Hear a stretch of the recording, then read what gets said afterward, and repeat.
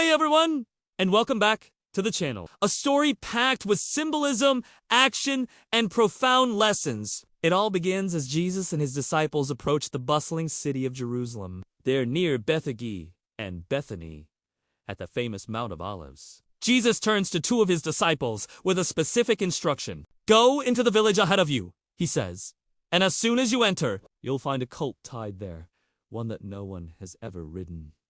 Untie it and bring it here. He anticipates their next question. If anyone asks you, why are you doing this? Just say, the Lord needs it and we'll send it back here shortly.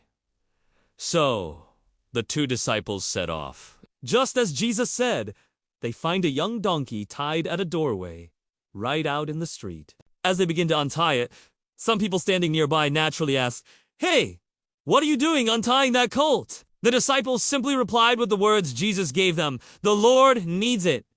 And just like that, the people let them go. They bring the colt back to Jesus in a spontaneous act of reverence. His disciples throw their cloaks over its back, creating a makeshift saddle, and Jesus sits on it. This moment is electric. As he begins his ride towards Jerusalem, the crowd swells. People start spreading their own cloaks on the road in front of him, a gesture of honor reserved for kings. Others run to the fields, cut down leafy branches, and lay them down, carpeting his path. A chant rises from the crowd, both from those walking ahead and those following behind. Hosanna, they shout. Blessed is he who comes in the name of the Lord. Blessed is the coming kingdom of our father David. Hosanna in the highest heaven.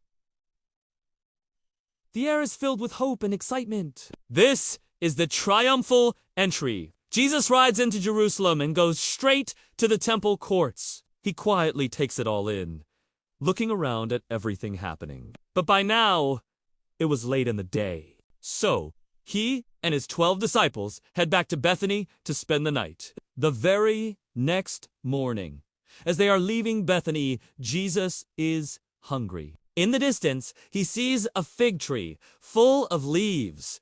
He walks over to it, hoping to find some fruit. But when he gets there, there's nothing but leaves. It wasn't the season for figs. In that moment, Jesus says to the tree, May no one ever eat fruit from you again. And his disciples heard him say it. It's a strange and powerful moment, and we'll see why in a bit. They arrive back in Jerusalem. And this time, Jesus doesn't just observe the temple. He takes action. He enters the temple courts and begins to drive out those who were buying and selling there. He overturns the tables of the money changers and the benches of those selling doves for sacrifices. He was so determined to restore the sanctity of the place that he would uneven allow anyone to carry their merchandise through the temple courts as a shortcut. Then, he begins to teach the stunned crowd. Is it not written? He asks, quoting the scriptures, My house will be called a house of prayer for all nations, but you have made it a den of robbers. He's calling out the commercialism and corruption that had taken over this sacred space. The chief priests and the teachers of the law hear about this, and they become afraid. They see how the entire crowd is captivated, amazed at his teaching, and they feel their own authority slipping away. From that moment on, they start actively looking for a way to get rid of him. As evening falls, Jesus and his disciples leave the city once again. The next morning, they're walking along the same road, and they pass by the very same fig tree. Peter, remembering what happened the day before, exclaims, Rabbi, look, the fig tree you cursed has withered from the roots.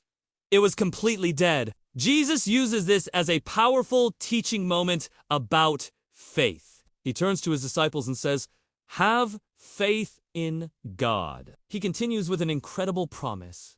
Truly I tell you, if anyone says to this mountain, Go, throw yourself into the sea, and does not doubt in their heart, but believes that what they say will happen, it will be done for them.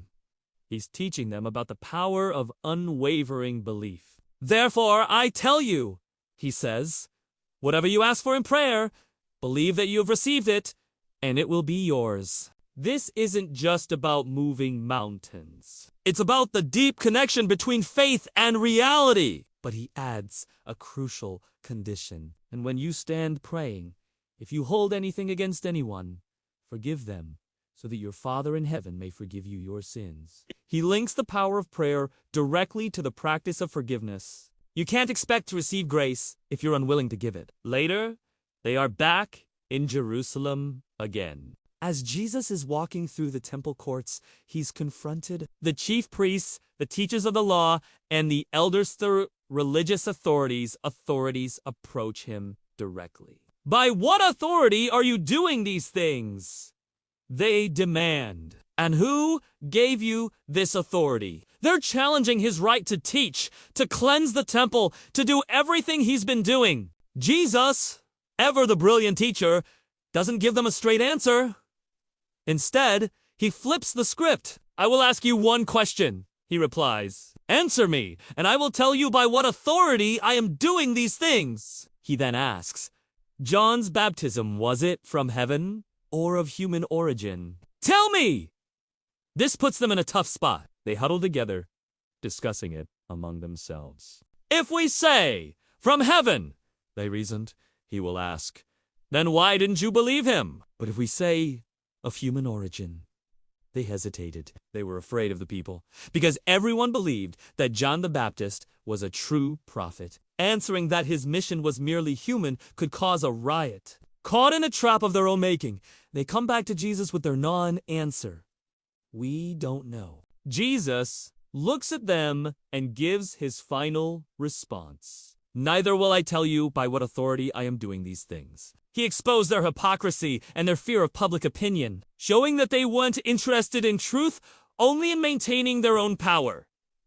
And on that powerful note, we'll end today's story. From a kingly entrance to a cleansing of the temple and a masterclass in faith and authority, these few days in Jerusalem set the stage for everything that was to come. Thanks so much for watching.